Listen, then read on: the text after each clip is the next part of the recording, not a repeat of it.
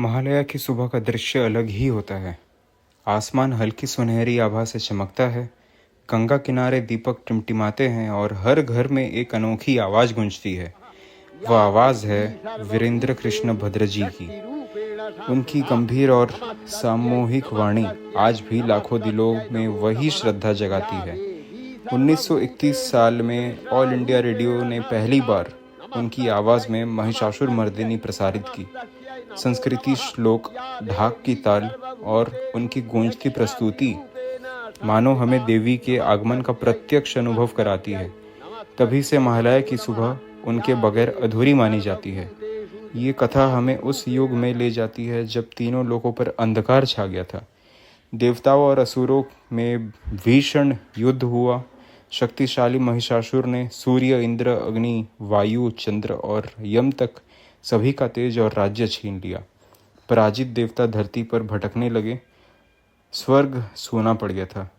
सभी देवता ब्रह्मा, विष्णु और महेश के पास पहुँचे। तभी एक अद्भुत चमत्कार हुआ, जैसे मार्कंडेय पुराण में वर्णित है। ब्रह्मा, शिव और इंद्र सहित सभी देवताओं के शरीर से विशाल तेज प्रकट हुआ। उसकी ज्वालाएं चारों दिशा में फैल गई। वह महान तेज एक साथ मिलकर नारी रूप में बदल गया और अपने प्रकाश से तीनों लोकों को भर दिया। यही तेज माँ दुर्गा का स्वरूप था। देवताओं ने उन्हें अपने अपने दिव्य अस्त्र प्रदान किए। शिव ने त्रिशूल, विष्णु ने चक्र, इंद्र ने वज्र और घोर घंटा, वरुण ने शंख, अग्नि ने अग्नि की शक्ति दी, हिमालय ने सिंह को उनका वाहन बनाया। सभी देव शक्तियाँ उनमें समा गई। फिर आई महासंग्राम। माँ दुर्गा सिंह पर सवार होकर रणभूमि में उतरी। सिंह की गर्जना और देवी के घंटे की गूंज से चारों दिशाएं कांप उठी। असुरों की विशाल सेना का उन्होंने संहार किया। आकाश अस्त्रों की चमक से जगमगाने लगा। महिषासुर स्वयं युद्ध में उतरा। वह बार बार रूप बदलता, कभी भैंसा, कभी सिंह, कभी हाथी, लेकिन माँ दुर्गा अडिग रही। निर्णायक क्षण में उन्होंने त्रिशूल से महिषासुर के वक्ष को भेद दिया। उसकी हार के साथ ही तीनों लोकों में शांति लौट आई। देवता झूम उठे, गंधर्व गाने लगे, अप्सराएं नृत्य करने लगी। दुर्गम असुर का वध करने के कारण वह दुर्गा नाम से प्रसिद्ध हुई। माँ दुर्गा का प्राकट्य केवल उस समय तक सीमित नहीं। जब भी अधर्म बढ़ता है, वह अलग अलग रूप में प्रकट होकर संसार की रक्षा करती है।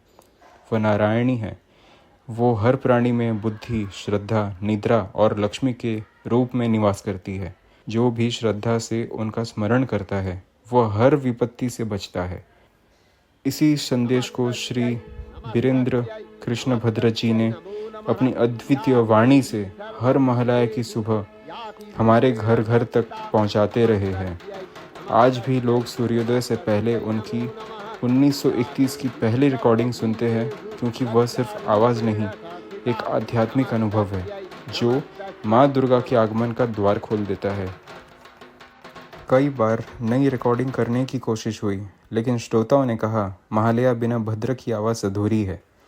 इसलिए आज भी हर वर्ष महालया की सुबह ठीक 4 बजे लाखों लोग वही 1931 की पहली रिकॉर्डिंग सुनना पसंद करते हैं और इसी तरह उनका दिन शुरू करते हैं।